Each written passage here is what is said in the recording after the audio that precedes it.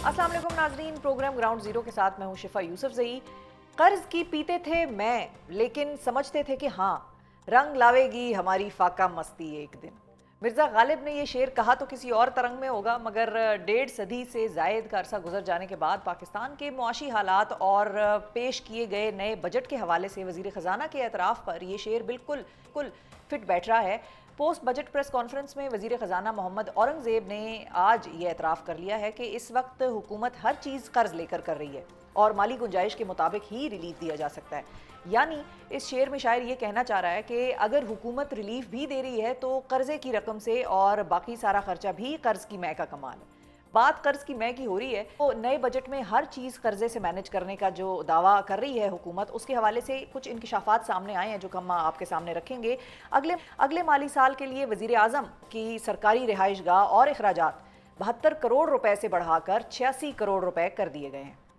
एक ऐसे वक्त में कि जब मुल्क में तकरीबन आधी आबादी आपकी खते गुर्बत से नीचे ज़िंदगी गुजारने पर मजबूर है और 2000 अरब रुपए के नए टैक्सेस इस बजट में लगाए जा रहे हैं, तो इसी बजट में वज़ीर आज़म हाउस की गाड़ियों के लिए 9 करोड़ रुपए, डिस्पेंसरी के लिए 1 करोड़ 44 लाख रुपए और वज़ीर आज़म हाउस के बागीचे के लिए, जहां पर फूल उगेंगे इंशाल्लाह हमारी दुआओं से और हमारी मेहनत मजदूरी से, वो 4 करोड़ 68 लाख रुपए का बजट तजवीज़ किया गया है। इसके साथ साथ वज़ीर आज़म के दौरों के लिए 60 लाख रुपए और पीएम चैरिटी के लिए 42 लाख रुपए मुख्तस किए गए हैं। यानी कि चैरिटी भी वज़ीर आज़म साहब हमारे और आपके टैक्स के पैसों से अदा करेंगे। हमने तो वैसे सुना था कि चैरिटी बिगिंस एट होम, लेकिन यहाँ पर मामला ज़रा मुख्तलिफ है। अच्छा, ऐसे में वफाकी वज़रा और वज़राए मुमलिकत भी पीछे क्यों रहें? उनके लिए बजट 27 करोड़ रुपए से बढ़ाकर 50 करोड़ 54 लाख रुपए कर दिया गया है, जबकि मुशीरान का बजट 3 करोड़ 61 लाख रुपए से बढ़ाकर 6 करोड़ 31 लाख रुपए करने की तजवीज़ दी गई है। अच्छा, और जनाब मुआविनीन खुसूसी की तो मौजा ही मौजा हैं जी, जिनका बजट तकरीबन 3 गुना बढ़ गया है, जो कि 3 करोड़ 70 लाख रुपए हुआ करता था और उसके बजाय अब 11 करोड़ 34 लाख रुपए किया जा रहा है। आइंदा माली साल के दौरान कौमी असम्बली का बजट भी 28% बढ़ेगा, जो कि 12 अरब 73 करोड़ रुपए से बढ़ाकर 16 अरब 29 करोड़ रुपए कर दिया जाएगा। अब हुकूमती खर्चा कैसे कम होगा, इस सवाल का जवाब कम अज़ कम इन आदाद शुमार के ज़रिए तो मिलना बड़ा ही मुश्किल है। दूसरी जानिब हुकूमत की सबसे बड़ी इत्तेहादी जमात पाकिस्तान पीपल्स पार्टी ये शिकवा कर रही है कि नए बजट में वफाक ने K4 मंसूबे को मुकम्मल नज़रअंदाज कर दिया और कराची सखर मोटरवे के लिए सिर्फ 15 अरब रुपए मुख्तस किए हैं, जो कि नाकाफ़ी हैं। हम इस पर मुतमईन नहीं हैं। पाकिस्तान पीपल्स पार्टी इस बजट को किस नज़र से देख रही है? उनकी नज़र में ये जो शाखर्चियाँ हैं या हुकूमत चलाने का मामला है, जिस तरीके से तनख्वाहों में इजाफा किया गया, क्या ये जस्टिफाइड है? इस पर उनको कोई एतराज़ है या नहीं है? इस हवाले से बात करेंगे और उनके दीगर खदशात के हवाले से भी उनसे गुफ्तगू करेंगे। हमारे साथ मौजूद हैं पाकिस्तान पीपल्स पार्टी के सीनियर रहनुमा और साबिक वफाकी वज़ीर सैयद नवीद कमर साहब। अस्सलाम वालेकुम नवीद साहब, बहुत शुक्रिया आपने वक्त निकाला। सबसे पहले तो सर, ये जो ऑस्टेरिटी ड्राइव है, बार बार हमें बताया जाता रहा है कि government of Pakistan austerity measures ले रही है, ऑस्टेरिटी ड्राइव चल रही है, तो ऑस्टेरिटी ड्राइव में ऐसे वक्त में जब आवाम को इतना रिलीफ नहीं मिल सका, आवाम की कमर टूटी हुई है महंगाई से, तो तनख्वाहों में इस कदर इजाफा, इतने अखराजात बढ़ जाना, ये मुनासिब है? ये आपको ठीक लगा या आपको भी इस चीज़ पर एतराज़ है? देखिए, इस जगह पे या किसी भी वक्त पे बात सारी ये है कि हम फोकस किस चीज़ पे करना चाहते हैं। अगर तो हमारा इश्यू सिर्फ ऑप्टिक्स है और सिर्फ दुनिया को दिखावा है कि जी देखें हम कितने गुर्बत के हिसाब से चल रहे हैं, तो फिर तो वाकई आपकी बातें सही है। लेकिन अगर असली नंबर्स देखें तो जहाँ मोटी चीज़ें आपको नज़र आती हैं, जहाँ पे रिफॉर्म्स की ज़रूरत है, जहाँ चीज़ों को सीधा करने की ज़रूरत है, वो ये कुछ करोड़ों से नहीं होता, वो कई खरबों की बातें हैं। तो जब हम फिजिकल डेफिसिट की बात करते हैं, जो अब प्लीज, एक तो मैं वजीर आजम का और वजीर खजाना का स्पोक्समैन नहीं हूँ, लेकिन एक क्लैरिटी तो दे देना बात में कि जब वो करते हैं कर्जा होता है जो आप डेफिसिट होता है, आपकी आमदन और आपके अखराजात के बीच का जो पोर्शन होता है, उसको आप बोरोइंग से पूरा करते हैं। तो उस लिहाज से उनका तो वो रिएक्ट कर रहे थे कि जी ये तनख्वाह इतनी क्यों बढ़ाई है, इतनी ज्यादा क्यों नहीं बढ़ा दी। तो वो कह रहे थे कि क्योंकि अब हमें जाहिर है कि वो इतनी फिजिकल स्पेस नहीं है, वो तो जो भी हम करेंगे कर्जा लेके करेंगे, but that does not mean कि पूरी गवर्नमेंट जो है वो कर्जे पे चल रही है। ठीक है, ये नहीं है, तो करेक्शन इज रिक्वायर्ड। ठीक है। बाकी कई चीजें हैं जिसमें जो है امپروومنٹ کی ضرورت ہے. وہ چھوٹی چھوٹی چیزوں پہ ہم الجھ جاتے ہیں اور جو اصلی کام ہے اس کو ہم بھول جاتے ہیں نا. ہمیں جو ہے آپ کے پورے سیکٹرز جو ہیں اس وقت انڈر پریشر ہیں.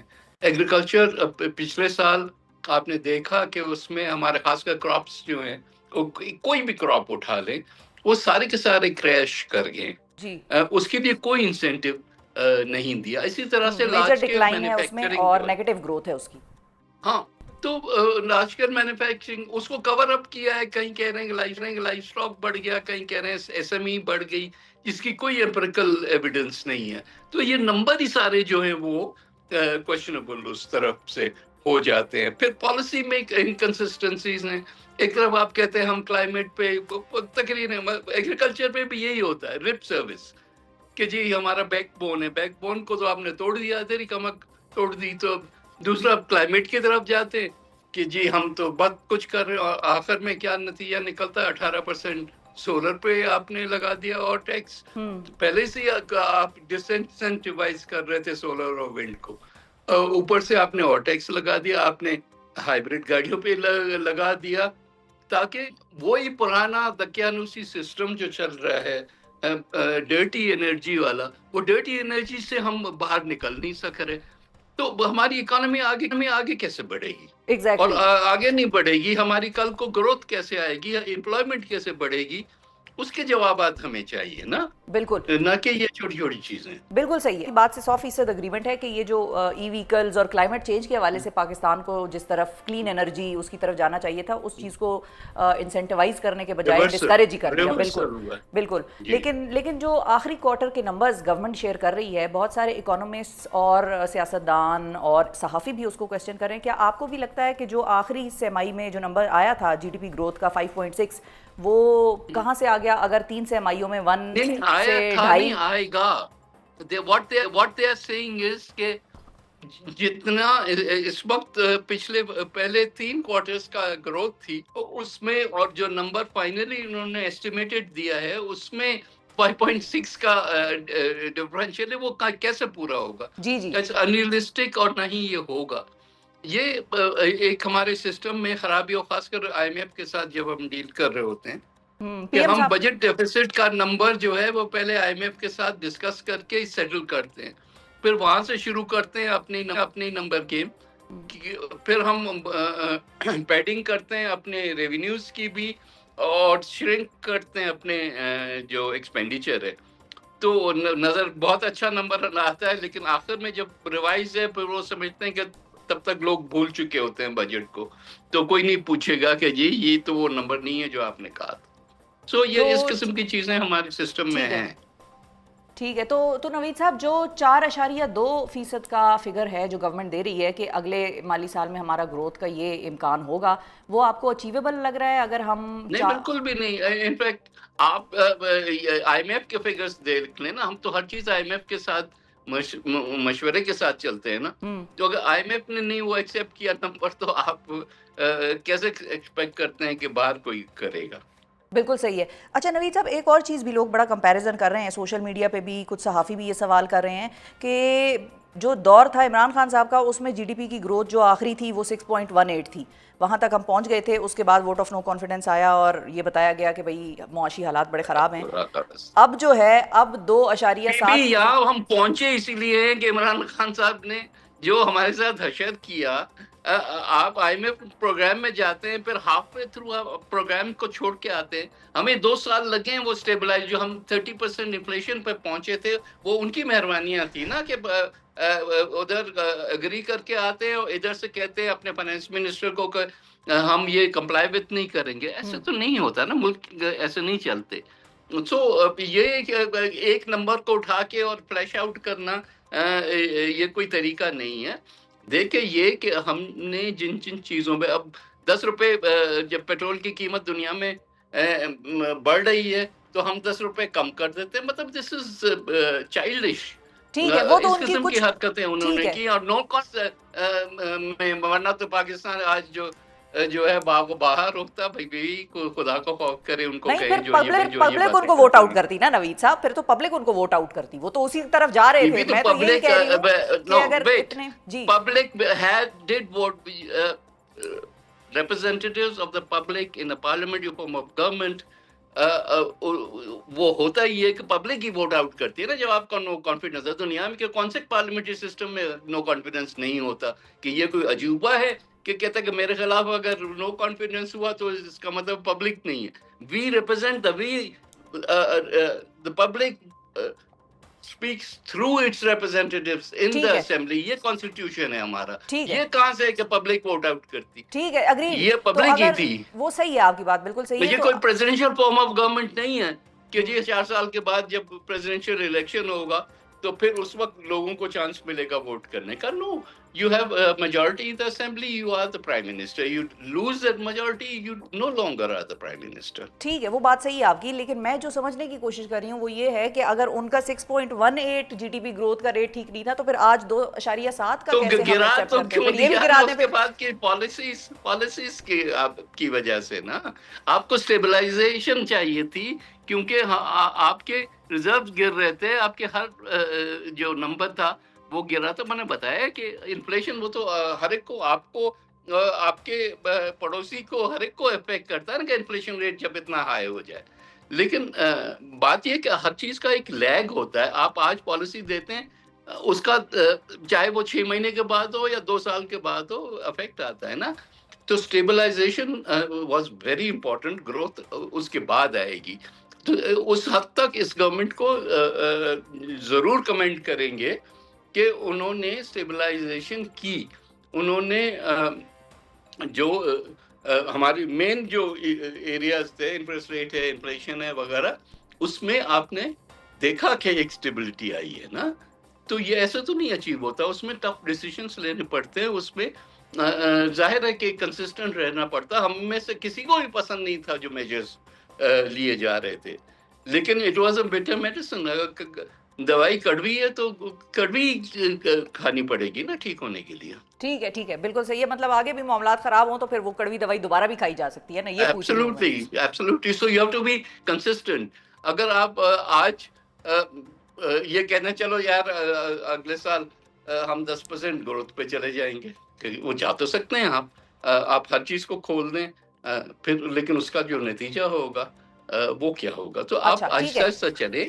ٹھیک ہے. اچھا، کمنگ اور بیک ٹو دا بجٹ، نوید صاحب، آپ کے نزدیک کیا یہ ایک جو ریلیف والا بجٹ ہے کہ جس کو گورنمنٹ کلیم کر رہی ہے کہ جس میں انکم ٹیکس سلیب ریٹ جو ہیں وہ کم کیے گئے ہیں، مگر ساتھ ہی اگلے سال کے دوران پیٹرولیم لیوی میں 22 روپے فی لیٹر کا اضافہ بھی تجویز کیا گیا ہے، تو کیا یہ حکومت عوام کے ساتھ کوئی ہاتھ تو نہیں کر رہی؟ مطلب کہیں یہ آؤٹ ہوئے تو نہیں کر جائے گا، یا یہ ٹھیک ہے؟ دونوں چیزوں پہ میں کمنٹ کرتا ہوں. پہلی اچھا، چیز تو یہ کہ سو کالڈ ریلیف جو ہے، چاہے وہ تنخواہوں کے انکریز ہے، چاہے وہ ٹیکس بریکس ہیں، بہت نامنل ہے. اچھا، آپ کو شاید محسوس بھی نہ ہو کہ آپ کے ڈے ٹو ڈے میں کہ جی چلو اب ہمارے پاس زیادہ پیسے ہاتھ میں آ گئے. وہ ہارڈلی انفلیشن کے ریٹ پہ وہ چل رہا ہے. So it really will not have that much of an impact on a household budget. تو وہ تو وہاں تک ٹھیک ہے. بس یہ ہے کہ آپ کو اور نیچے گرنے سے روک دیا، ایک حد تک آپ کو اسٹیبلائز کر دیا. جہاں تک پیٹرولیم لیوی کا تعلق ہے، انہوں نے کہا 24 روپے تو ایک دم نہیں بڑھ رہے. انہوں نے 24 آہستہ روپے آہستہ. کی جی جی سیلنگ مانگی ہے تاکہ وہ جب بھی ان کو ضرورت ہو تو اس کو بڑھاتے جائیں. اس کے علاوہ انہوں نے کاربن لیوی 2.5% بھی 2.5 روپے بھی لگائی ہے. جی. تو ایسے تو جب فائنلی حساب کریں گے تو کافی کچھ سے آپ کی جیب سے نکلے گا going in a different direction. مطلب وہ ایفیکٹ کینسل ہی ہو جائے گا ریلیف کا؟ میرا خیال ہے کہ شاید اس سے بھی زیادہ ہو. ٹھیک ہے، آپ کے جواب میں بہت کچھ چھپا ہوا ہے نوید صاحب، ہم سمجھ گئے ہیں. مزید اس پوائنٹ کو نہیں کرے دیں گے. سندھ کی طرف آتے ہیں. سندھ کی طرف سے پیپلز پارٹی کا یہ موقف ہے کہ بھئی K4 کے حوالے سے بجٹ یا حیدرآباد سکھر موٹر وے کے حوالے سے بجٹ جو ہے وہ ناکافی ہے، صوبوں کو پیسے زیادہ دیں. جبکہ کل ہمارے پاس ایک حکومتی نمائندے تھے نون لیگ کے، وہ یہ کہتے ہیں کہ وفاق جو ہے اس کے پاس تو اپنا بڑا لمیٹڈ فنڈ ہے اور ہم 1000 ارب پہ خود گزارا کر رہے ہیں، تو صوبوں کو تو جو ہم دے رہے ہیں وہ بہت زیادہ دے رہے ہیں، صوبے اپنی ٹیکس کلیکشن بہتر بنائیں. खैर सूबों की टैक्स कलेक्शन को जहाँ तक ताल्लुक है तो मेरे ख्याल है गवर्नमेंट का परफॉर्मेंस सबसे बेहतर है और इन टर्म्स ऑफ परसेंटेजेस शायद फेडरल गवर्नमेंट से भी बेहतर है। तो वो तो एक अलग पैरेलल इशू है ना। देखिए हमारा मुल्क चलता है एक फेडरल सिस्टम है। आइन ये कहता है कि आप टैक्स लेंगे और टैक्स को फिर एनएफसी के हिसाब से जो भी तय होता है नेशनल फाइनेंस कमीशन में वो वफाक और सूबों के बीच में डिस्ट्रीब्यूट होगा। तो ये नहीं है कि कोई वो खैरात दे रहे फेडरल गवर्नमेंट, वो आईनी जो हिस्सा बनता है वही हमें मिलता है। बाकी पीएसडीपी में जरूर जो प्रोजेक्ट्स हैं उनको भी देखिए कराची जो सखर हैदराबाद मोटरवे है वो समझते हैं ये कोई चीचन वतनी से लेके और कहीं साहिवाल तक का रोड नहीं है, ये आपकी नेशनल आर्टरी है। जो भी गुड्स आपके पोर्ट पे आते हैं और उन्होंने चाहे लाहौर जाना हो, चाहे पेशावर जाना हो, चाहे कहीं और जाना हो, वो इसी रोड से गुजर के जाता है। तो आपको अपनी जो कॉस्ट ऑफ डूइंग बिजनेस है उसको अगर कंट्रोल लाना है तो आपको ये वाला मोटरवे सबसे पहले बनाना चाहिए था।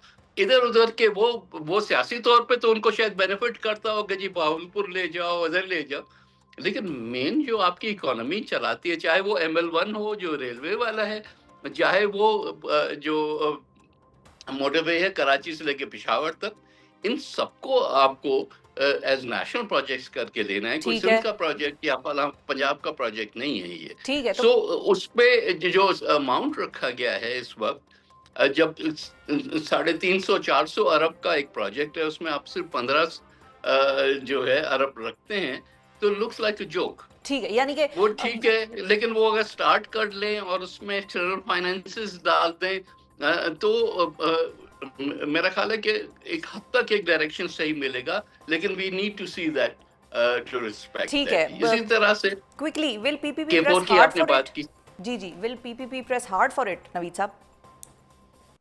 नहीं, peoples party has been agitating for this motorway and for the water for Karachi for a very long time, और हम इस पे रिलेंट नहीं करेंगे, हम कॉन्स्टेंटली प्रेस करेंगे। प्राइम मिनिस्टर साहब फ्लोर पे कमिट कर चुके हैं ऑफ द हाउस कि जी ये इसी साल बनेगा और जरूर इसको जो है पैसे रखे जाएंगे, लेकिन इन पैसों से नहीं बनेगा, फिर उसके लिए और फाइनेंसिंग की जरूरत होगी। बिल्कुल सही है, बहुत शुक्रिया अदा करेंगे नवीद कमर साहब। नाजरीन हमारे साथ मौजूद थे एंड नवीद कमर साहब has minced no words in saying कि जो हुकूमत समझ रही है कि वो आवाम को दिया है वो एक सो कॉल्ड रिलीफ है और उससे कोई ज़्यादा फ़र्क नहीं पड़ेगा, बल्कि उससे ज़्यादा ही पैसे आवाम की जेब से निकल कर जाते रहेंगे। साथ ही साथ उन्होंने ये भी कहा कि जो कराची हैदराबाद सखर मोटरवे है उसके हवाले से भी पीपल्स पार्टी और K4 के हवाले से भी पीपल्स पार्टी बाकायदा तौर पर एक बड़ी लंबे अरसे से जद्दोजहद कर रही है और इस चीज़ से भी वो पीछे नहीं हटेंगे। वो कोशिश पूरी करते रहेंगे अपनी कि इस चीज़ पर हुकूमत को मनाएं, और ये कोई खैरात नहीं है जो वफाकी हुकूमत सूबों को देगी, ये उनका हक है। प्रोग्राम के इस हिस्से में भी हम बजट पर ही गुफ्तगू जारी रखेंगे और ये जानने की कोशिश करेंगे कि नया बजट सनती शोबे के लिए क्या रिलीफ लेकर आया है और अब सनतकार इस हवाले से क्या सोच रहे हैं। इसी पर बात करने के लिए हमारे साथ मौजूद हैं साबिक निगरान वफाकी वजीर और मुमताज़ सनतकार गौहर एजाज साहब। अस्सलाम वालेकुम गौहर साहब। अस्सलामुअलैकुम जी। बहुत शुक्रिया गौर साहब, आपने वक्त निकाला। सबसे पहले तो ये बताइए कि सनती शोबे की इस माली साल में ग्रोथ जो है वो मनफी रही, लार्ज स्केल मैन्युफैक्चरिंग जो है वो बहुत ज़्यादा मुतासर हुई। क्या नए बजट में आपको सनती शोबे के लिए कोई अहम इक़दामात, कोई रिलीफ नज़र आ रहा है? शिफा, आपको ये समझना पड़ेगा कि जो लार्ज स्केल मैन्युफैक्चरिंग है वो दो चीज़ों पे डिपेंडेंट है। एक है एनर्जी प्राइस और दूसरा है आपकी जो है वो मॉनेटरी पॉलिसी, जिसका इंटरेस्ट रेट, क्योंकि उसको वर्किंग कैपिटल के लिए जो है वो पैसे चाहिए होते हैं, तो उसकी जो कॉस्ट है इंटरेस्ट की वो उसको बहुत हर्ट करती है। तो आपने देखा कि 1.8% लार्ज स्केल मैन्युफैक्चरिंग कॉन्ट्रैक्ट हुई है, और मैं ये समझता हूँ दो बेसिक वजह इसकी ये थी कि एक प्राइस 14 सेंट थी और एक सूद का रेट 22% था। ये दो बेसिक वजूहत थी जिससे लार्ज स्केल मैन्युफैक्चरिंग कॉन्ट्रैक्ट हुई। अब इस साल में क्योंकि बहुत मुश्किल साल था, IMF के पैकेज में थे, करेंसी रेट को 280 रुपये के अंदर स्टेबल रखा गया, इन्फ्लेशन को खुदा से रहमत हो गई कि कमोडिटी की प्राइसेस भी जो है वो टूटी दुनिया में, और इसकी वजह से जो इम्पैक्ट आया कि ईयर ऑन ईयर इन्फ्लेशन 4.7% जो है वो रही मुल्क में, اور آپ کے پاس 22% سے آپ سود 11 پہ لے آئے، لیکن ابھی بھی ہمارے پاس سپیس موجود ہے کہ ریئل انٹرسٹ ریٹ اگر آپ دیکھیں تو 6.4% ہے، جو کہ پاکستان کی اگر آپ ہسٹری دیکھیں تو 1% رہتا ہے. تو لارج اسکیل مینوفیکچرنگ اس سال میں اس کو جو پازیٹیو چیزیں میں سمجھتا ہوں وہ نظر آ رہی ہیں، وہ یہ ہے کہ 22% کا سود 11 ہو گیا، اور انرجی پرائس جو 14 سینٹ تھی وہ آج تقریباً 10.5 سینٹ کے پاس قریب آ چکی ہے. تو یہ دو پازیٹیوز ہیں جس کے اوپر میں بیس کر رہا ہوں کہ جو اگلے سال کی گروتھ 4% کی انڈسٹری کی، 4% کی سروسز کی اور 4% کی ایگریکلچر کی فائنانس منسٹر صاحب کہہ رہے ہیں، میں یہ سمجھتا ہوں کہ یہ ڈویبل ہے اور یہ پاکستان اچیو کر سکتا ہے. اچھا اب کچھ اقدامات کے حوالے سے آپ سے بات کرتے ہیں گور صاحب کہ حکومت یہ دعویٰ کر رہی ہے کہ اس نے کنسٹرکشن کے شعبے کو فروغ دینے کے لیے مارٹگیج فائنانسنگ میں کچھ سہولتیں دی ہیں، اور اس بجٹ میں مختلف اشیاء پر کسٹم ڈیوٹیز جو ہیں وہ بھی کم کی گئی ہیں. کیا اس سے اگلے مالی سال میں صنعتی شعبے کی منفی گروتھ جو ہے وہ پازیٹیوٹی کی طرف آ جائے گی، ریوائول ہو جائے گا؟ بہت اچھا سوال کیا آپ کہ 50 صنعتیں چلتی ہیں، کنسٹرکشن انڈسٹری چلتی ہے، تو اور میرے حساب سے جو ہے کم از کم جو ہے 10 ملین سے زیادہ جو ہمارے لیبر ہے اس کو روزگار ملتا ہے کنسٹرکشن کے ساتھ. آج ہم دیکھ رہے ہیں کہ 2 سال بعد حکومت نے اپنا سٹانس چینج کیا ہے اور اس کا کنسٹرکشن انڈسٹری کے لیے ایک پازیٹیو سٹانس اور ایک پازیٹیو باتیں کرنی شروع کی ہیں. پوری دنیا میں جب کسی کو گھر لینا ہوتا ہے تو آپ یہ دیکھتے ہیں کہ اس کے لیے مارگیج فائنانس اویلیبل ہوتی ہے. آپ کسی بھی ڈیولپ کنٹری میں یا ڈیولپنگ کنٹری میں چلے جائیں تو دونوں میں آپ یہ دیکھیں گے کہ 3-4% کے اوپر آپ گھر لے سکتے ہیں. آپ 10% سے لے کے 25% آپ اپنے پیسے ڈالتے ہیں اور آپ گھر لے لیتے ہیں. پاکستان میں یہ جو ہے انٹروڈیوس ہونے کی 3 دفعہ کوشش کی گئی کہ ہم مارگیج فائنانس کو انٹروڈیوس کریں. پہلی دفعہ اس میں جو ہے وہ تکلیف آئی کہ قانون نہیں تھے کہ وہ پیسے کیسے ریکور ہوں. اگر آپ کو یاد ہو کہ house building finance corporation bankrupt ہو گئی HPFC. دوسری دفعہ کوشش کی گئی اس میں تو انٹرسٹ ریٹ ہمارے ہاں بڑھ کے 22% ہو گئے. تو مارگیج فائنانس کیسے کوئی لے سکتا ہے 22% کا سود ادا کر کے کوئی آدمی. تو یہ ایک میکانزم ہے جو کہ حکومت کو سمجھنا پڑے گا کہ ہمارے ملک کے اندر آج کے دن کم از کم 5 ملین گھروں کی شارٹ فال ہے، اور اس 5 ملین گھروں کی اگر آپ شارٹ فال کو دور کرنے جاتے ہیں اور آپ بینکنگ سیکٹر کا جتنا پیسہ اگر آپ دیکھ رہے ہیں آج کہ ڈپازٹ پڑا ہوا ہے 33 ٹریلین روپے، 33 ٹریلین پاکستان کے تمام جو لوگوں کا ڈپازٹ آج بینکوں میں پڑا ہے، تو ان بینکوں نے یہ 33 ٹریلین روپی سارا کا سارا حکومت کے PIB بانڈز اور ٹریجری بلز میں لگایا ہوا ہے. میں ریپیٹ کر دیتا ہوں کہ 33 بلین روپی ڈپازٹ پڑا ہے ہمارے ڈپازٹرز کا آج بینک میں، اور پورا 33 ٹریلین یا اس سے جو اپنی ایکوٹی کا پورشن بھی شاید انہوں نے جو ہے وہ سارا کا سارا حکومت کے PIB صرف حکومت کو پیسے دیے ہوئے ہیں. اور جو آج کے دن آپ آئیڈیا ریشو دیکھتے ہیں، انویسٹمنٹ ڈپازٹ ریشو، شاید انویسٹمنٹ ڈپازٹ ریشو 100% سے اوپر ہے بینک. تو یہ بینکس جو آج کام کر رہے ہیں وہ نیشنل سیونگ سینٹرز بنے ہوئے ہیں کہ حکومت کے بیاب پہ لوگوں سے پیسے اکٹھے کرتے ہیں اور پیسے اکٹھے کر کے خالی حکومت کو PIB اور بانڈ میں دے کے پیسے آ جاتے ہیں. ہماری حکومت کا آج بل کون سا ہے؟ 8.2 ٹریلین روپی ہماری حکومت کہہ رہی ہے کہ میرا اگلے سال کا سود کا بل ہوگا. مطلب 50% اپنے بجٹ کا جو انہوں نے آج دیا ہے 17.5 ٹریلین کا، اس کا آدھے پیسے انہوں نے کہا جی ہم نے سود کے بل میں دے دینے. کوئی بھی ملک جو ہے ترقی نہیں کر سکتا کہ 50% اپنے جو ہے بجٹ کا وہ سود میں ادا کرتے. تو میرا پوائنٹ یہ ہے کہ فوکس چینج کرنے کی ضرورت ہے کہ ہمارے ہاں خرچ اتنا کریں حکومت جتنے پیسے ہوں. پھر 6 ٹریلین روپے بورونگ کی بات کر رہے ہیں، 5 ٹریلین روپے بورونگ کی بات کر رہے ہیں بینکوں سے. میں یہ کہتا ہوں کہ ہمیں اتنے پیسے خرچنے چاہیے جو ہمارے پاس پیسے ہوں. ہمارے کو سود کا ریٹ آج پوری ریجن میں 5.5% ہے. اسی ریجن میں یہ مہنگائی ہے جو مہنگائی پاکستان میں وہی کموڈٹی پاکستان خریدتا ہے وہی وہ لوگ خریدتے ہیں. پاکستان میں کیوں 22% ہو گیا میں سمجھ سکتا ہوں. اس لیے 22% ہو گیا کہ ہم نے جو ہے وہ 2022 میں $20 بلین کا کرنٹ اکاؤنٹ ڈیفیسٹ کر دیا تھا. ہم نے کرنسی 120 کی 280 کی، لوگوں کا بائنگ پاور توڑا، انٹرسٹ ریٹ اس کی وجہ سے انفلیشن بڑھا. IMF نے کہا جناب آپ پازیٹیو انٹرسٹ ریٹ رکھیں، تو ہم نے 22% کا سود رکھ دیا. بینکوں کو ہم نے ٹریلینز آف روپیز پروفٹ کرا دیے اس بات کے جی مہنگائی کنٹرول کریں. مہنگائی تو آپ نے کنٹرول کس پہ کی کہ دنیا میں کموڈٹی ٹوٹی تو مہنگائی کنٹرول ہوئی. مہنگائی کس طرح کنٹرول ہوئی کہ کرنسی سٹیبل رکی، تو آپ کی مہنگائی ہوئی. آپ کی مہنگائی کس طرح رکی کہ آپ نے جو ڈیمانڈ سپلائی ہے اپنے ملک میں کموڈیٹیز کی, ان کو جو ہے وہ شارٹیج نہیں کریٹ ہونے دی بیٹر گورننس کے تھرو. یہ 3 چیزوں کے تھرو, یہ سود کے تھرو کبھی کنٹرول نہیں ہوتی. صحیح ہے. آج کے دن میں یہ سمجھتا ہوں کہ ہمارے ملک کا سلوشن کیا ہے کہ مارگیج فائنانس یہ گروتھ دے گا آپ کو. اگر 1 کروڑ کا بھی گھر ہو تو میں جو نمبر بول رہا ہوں یہ آپ کو 10 سال تک 6% گروتھ دے سکتا ہے, کہ آپ کے پیسے لگیں کہ آپ کا جو گھروں کی شارٹیج ہے گھر بھی بنے, اور اس کے ساتھ ساتھ 50 صنعتیں بھی چلیں جس میں انڈسٹری چلے.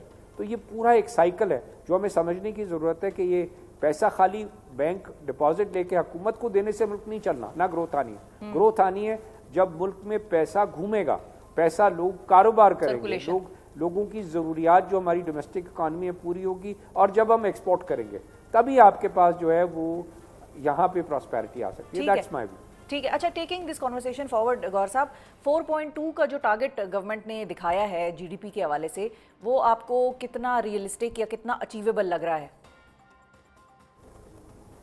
میں یہ سمجھتا ہوں کہ 4.2% کا ٹارگٹ اچیویبل ہے اس سال میں.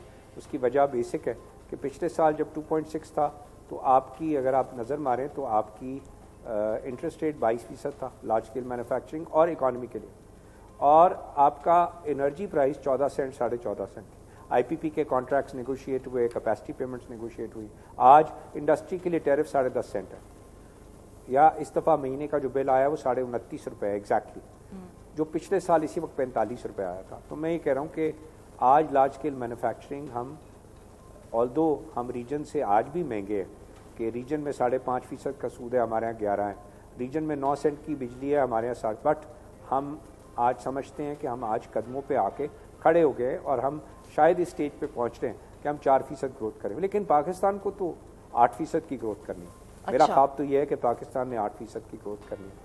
8% کی گروتھ کرنی ہے, ٹھیک ہے. مگر اس 8% کی گروتھ کے لیے تو پھر آرگیومنٹ ایک یہ بھی آتا ہے کہ اکانومی ہیٹ اپ ہو جاتی ہے, جو کہ ہم نے پی ٹی آئی کے دور میں بھی دیکھا تھا, جو آرگیومنٹ آتا تھا سامنے کہ اگر امپورٹس آپ کو بڑھاتے ہیں. ہیٹ اپ تب ہوتی ہے جب آپ کے پاس ڈالرز نہ ہوں. شفا, ٹھیک ہے, میں تو کہہ رہا ہوں کہ ہیٹ اپ ہم نے اکانومی کو گرو کرانا ہے ایکسپورٹ لیڈ سے. ہم جب ایکسپورٹ لیڈ گروتھ سے اکانومی ہم کرتے ہیں, ہیٹ اپ کب ہوتی ہے, ہم اپنی کنزیومر گڈس کی امپورٹ کھول دیتے ہیں, اور کنزیومر گڈس کی امپورٹ کھول کے ہم کہتے ہیں $20 بلین کی کنزیومر گڈز امپورٹ ہو گئی, ٹھیک ہے, اور کرنٹ اکاؤنٹ ڈیفیسٹ $20 بلین ہو گیا, اور جو ہے اکانومی جی ہماری $350 بلین کی اکانومی ہے جی, 6% سے گرو گئی. وہ گروتھ نہیں ہے کہ آپ ادھار لے کے آپ دنیا سے چیزیں لے کے بولیں کہ یہ میری گروتھ ہو گئی. یہ ہم نے 2018 میں بھی کیا, 2022 میں کیا. یہ گروتھ نہیں ہے. اچھا, یہ اپنے آپ سے جھوٹ بولنا ہے کہ قرضہ لے کے بولیں کہ میں نے گروتھ کر لی. گروتھ تو آنی ہے, میں نے پھر ریپیٹ کرتا ہوں, ایکسپورٹ لیڈ. ہمیں اپنی مینوفیکچرنگ کو, اپنی سروسز کو, اپنی آئی ٹی سروسز کو, اپنی ہیومن ریسورس کو کمپیٹیٹیو بنانا ہے. یہ ہے بیسک کام. صحیح ہے, اور اس کے اوپر آپ نے اس اگلے سال 4 لیں, اور آگے شفا ہمیں 8% کی گروتھ دینی ہے انشاءاللہ. لیکن گور صاحب, جب ہم ایکسپورٹ لیڈ اکانومی کی بات کرتے ہیں تو ایکسپورٹ تو تب ہوگا نا جب ہم امپورٹ کے لیے چیز امپورٹ کریں گے, ہیوی مشینری آئے گی, مزید ایکسپورٹ جو ہیں وہ پروڈکٹس اور وہ ساری چیزیں ہوں گی, پروڈیوس ہوگی, اور پھر وہ ایکسپورٹ ہوں گی. ادروائز ہم کیا ایکسپورٹ کریں گے اور کس طرح سے کریں گے؟ تو ایکسپورٹ کے لیے کیا ضروری نہیں ہے کہ امپورٹ کریں گے پہلے؟ میں تو کہہ رہا ہوں نا شفا, ہم کمپیٹیٹیو. آپ ایک بات بتاؤ, ہم نے اپنے ملک میں 45 روپے کی بجلی ریٹ تھی اور کہا کہ 1 ٹریلین روپی کیپیسٹی پیمنٹ دیں گے, ہم نے کانٹریکٹ کیا ہوا, ٹھیک ہے. ہم نے کہا کہ ہم نے کرنسی ڈیویلیو کر دیا. کیوں ڈیویلیو کیا؟ کہ ہم نے $20 بلین کا 22 میں کرنٹ اکاؤنٹ ڈیفیسٹ کر دیا, اور اس وجہ سے اب ہم کرنسی ڈیویلیو کریں گے تاکہ امپورٹ کو کرٹیل کریں, ٹھیک ہے. اب آپ 22% کا سود کر رہے ہیں, 14 سینٹ کی انرجی کا, پھر کہہ رہے ہیں کہ ایکسپورٹ کیوں نہیں گرو ہو رہی. ارے ایکسپورٹ کو تو آپ نے ریجنلی کمپیٹیٹیو کرنا ہے. آپ کے ساتھ 5.5% کا سود ہے, آپ کے ساتھ سٹیبل کرنسیز چل رہی ہیں, آپ کے ساتھ ہی جو لوگ چل رہے ہیں وہ کیا کر رہے ہیں کہ وہ اپنی ایکسپورٹ کی انڈسٹری کے لیے ہیومن ریسورس ڈیولپ کر رہے ہیں. یہ ہے ریفارمز جو ہمارے ملک میں کرنے کی ضرورت ہے. ان ریفارم پہ چلنا ہوگا. ایکسپورٹ تو کمپیٹیٹیو, پوری دنیا بائر ہے, پوری دنیا سیلر ہے, تو جو کمپیٹیٹیو ہوئے گا وہی جیتے گا. یہ نہیں ہو سکتا کہ میں غلطیاں کروں اور اس کے بعد کروں کہ یہ غلطی دنیا میری قیمت ادا کرے. کوئی دنیا میں غلطی کی قیمت نہیں ادا کرتا. ٹھیک ہے، بالکل ٹھیک ہے جی، بہت شکریہ ادا کریں گے گوہر اعجاز صاحب، آپ نے وقت نکالا، بڑی ڈیٹیل میں تفصیل سے آپ نے سمجھایا اور آپ بڑے آپٹمسٹک ہیں، آپ کو لگتا ہے کہ یہ جو ٹارگٹ رکھا گیا ہے یہ پاکستان اچیو کر جائے گا، امید کرتے ہیں پاکستان ترقی کرے اور دعا وہ بھی ہے کہ پاکستان ترقی کرے۔ ہمارا پروگرام میں ذکر آج وزیر خزانہ کی پوسٹ بجٹ پریس کانفرنس کا صحافیوں کی جانب سے بائیک آؤٹ کیے جانے یا واک آؤٹ کیے جانے اور یہ موقف اپنانے کا کہ ایف بی آر حکام نے صحافیوں کو روایت کے برعکس اس دفعہ بجٹ پر ٹیکنیکل بریفنگ نہیں دی، اور بہت سارے صحافیوں نے یہ سوال کیا کہ ہمیں بجٹ کی سمجھ ہی نہیں آ رہی کہ اس میں آپ نے کیا کیا ہے۔ اس کے بعد جب صحافی وزیر خزانہ اور دیگر حکام کی جانب سے مداخلت کے بعد واپس آئے تو وزیر خزانہ سے بہت دلچسپ سوالات بھی ہوئے۔ اس ساری صورتحال پر بات کرنے کے لیے ہمارے ساتھ موجود ہیں جیو نیوز اسلام آباد کے سینئر رپورٹر ہیں اشرف ملخم صاحب، جو کہ آج ہونے والی پوسٹ بجٹ پریس کانفرنس میں موجود بھی تھے اور انہوں نے سارا معاملہ سارا ماجرا خود بھی دیکھا۔ السلام علیکم اشرف صاحب۔ جی وعلیکم السلام جی۔ تھینک یو سر، بہت شکریہ آپ نے وقت نکالا۔ سب سے پہلے تو یہ بتائیے کہ یہ واک آؤٹ کی کیا سچویشن بنی، کیوں واک آؤٹ کرنا پڑا صحافیوں کو، اور پھر وہ سالو کس طرح سے ہوئی ساری کہانی؟ یہ بڑی پرانی روایت ہے، جس دن بھی بجٹ آتا ہے، جیسے فائنانس منسٹر کی بجٹ سپیچ ختم ہوتی ہے، ایف بی آر کے ممبران سم ٹائم چیئرمین آتے ہیں لیکن سم ٹائم ممبران، فائنانس بل ہوتا ہے بہت ٹیکنیکل چیز ہوتی ہے، عام لوگوں کو وہ سمجھ نہیں آتی، عام آدمی تو کیا سمجھنا نہیں ہوتی ہے۔ ہم جو 20 سال سے باقاعدہ فائنانس منسٹری کی بیٹ کور کر رہے ہیں، بجٹ کور کر رہے ہیں، ان کو بھی سمجھنا بہت مشکل ہوتا ہے اس کے لیے۔ صبح ہمیں ان آفیشیلی کہا بھی گیا تھا کہ سون آفٹر سپیچ وہ بریفنگ ہوگی، لیکن وہ بریفنگ نہیں ہو سکی گی۔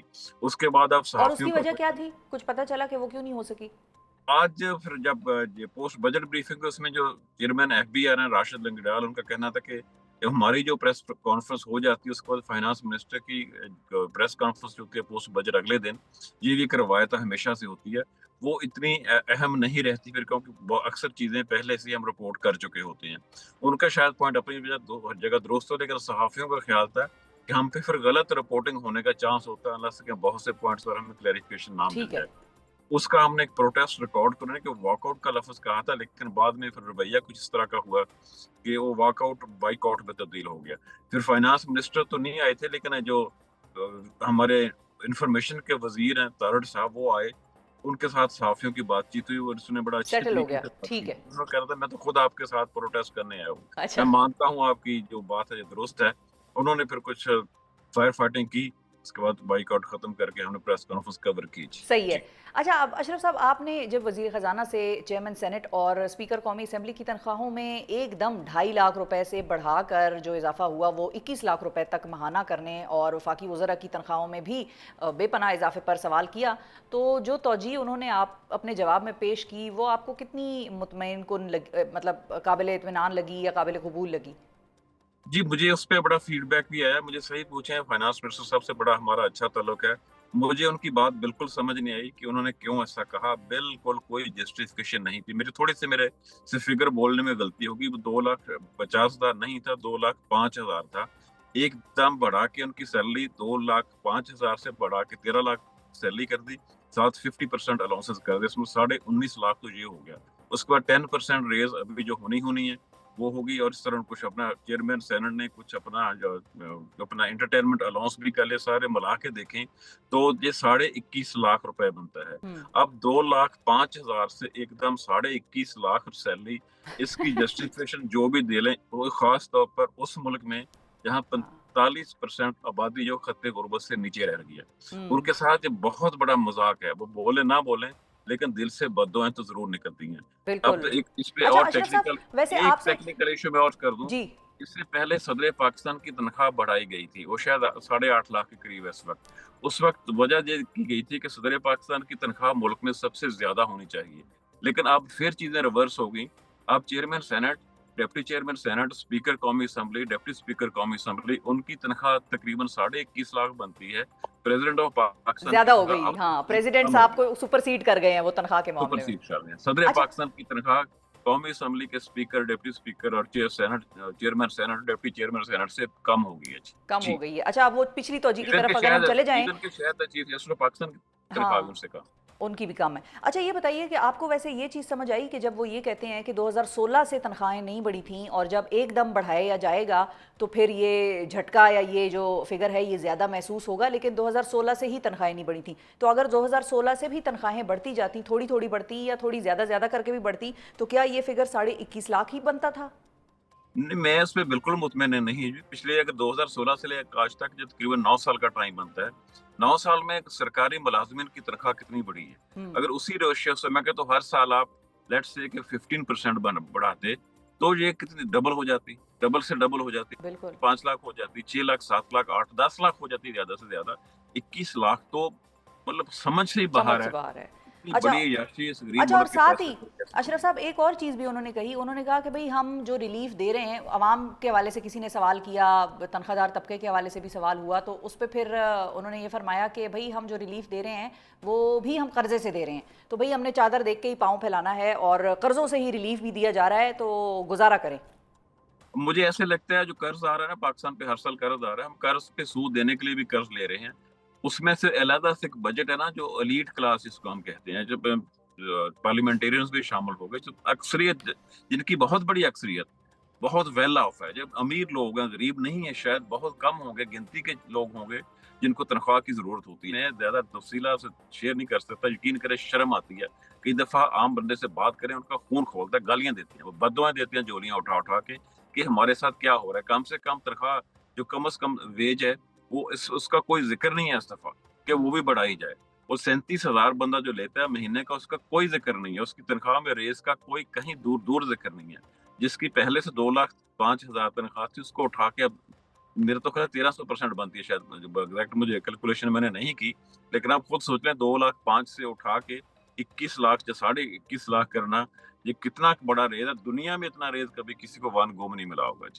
بہت شکریہ ادا کریں گے اشرف ملخم صاحب. ناظرین ہمارے ساتھ آج کی پوسٹ بجٹ پریس کانفرنس کا حال احوال ہمیں بڑا ڈیٹیل سے سمجھایا، بتایا کہ کیا ہوا وہاں پر، کس طرح سے منایا گیا اور پھر صحافی واپس ہمارے گئے. ساتھ ہی ساتھ انہوں نے یہ بھی کہا کہ جو توجہ وزیر خزانہ صاحب نے پیش کی 21 لاکھ روپے تک تنخواہ بڑھانے کی، 2016 سے نہیں بڑھی اور اب بڑھ گئی تو اس لیے زیادہ لگ رہی ہے اچانک سے، یہ ملخم صاحب کی سمجھ میں بھی نہیں آئی، یہ ہماری سمجھ میں بھی نہیں آئی اور یہ عوام کی سمجھ میں بھی نہیں آئے گی. ٹھیک ہے، مطلب جو وزراء ہیں یا یہ دو لوگوں کی تنخواہ سے شاید ملک نہ ڈوبے، عوام کے گھر جو ہیں وہ چلتے ہی رہیں گے جیسے چلائے رہے ہیں وہ لوگ بیچارے، لیکن ایک احساس ہوتا ہے اگلے کا، آپ اس کو بتاتے ہیں اپنے لوگوں کو، عوام کو آپ یہ بتاتے ہیں کہ بھئی ہمیں آپ کا احساس ہے، ہم اتنی ہی بڑھا رہے ہیں جتنی ہماری ضرورت ہے. ٹھیک ہے، ہم سیاستدانوں سے بھی زیادہ ایکسپیکٹیشن نہیں رکھتے، لیکن 21 لاکھ از مائنڈ بلوئنگ. اسی کے ساتھ ناظرین مجھے آج کے پروگرام سے دیجیے اجازت. زیادہ کہوں گی تو پھر شاید کسی کو کوئی بات بری لگ جائے گی. اپنا اور پاکستان کا بہت خیال رکھیں اور ہمیں اور پاکستان کو اپنی دعاؤں میں یاد بھی رکھیے. اللہ حافظ.